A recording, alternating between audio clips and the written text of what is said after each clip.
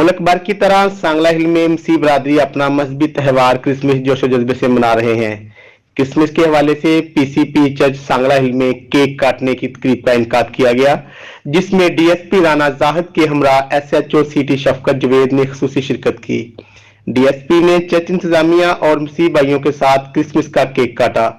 तकरीब के इख्तिताम पर मुल्की सलामती और खुशहाली के लिए खुसूसी दुआएं की गईं और हमारी दुआ है कि ये दिन इनके लिए खुशियां लाए और हमारी तरफ से भरपूर सपोर्ट है। जो भी एक मखसूस सिक्योरिटी के लिहाज से सेंट्रली एक प्रोग्राम छपा है, उसको हम मुकम्मल ड्यूटी फ्राहम कर रहे हैं और एसएचओ साहब और इनकी तमाम टीम भरपूर अपनी कोशिश कर रही है और तमाम इवेंट पे सिक्योरिटी मुकम्मल तरीके से अदा हो रही है। तकरीब से खिताब करते हुए डीएसपी ने कहा कि हम मसीह बरादरी की खुशियों में बराबर के शरीक हैं।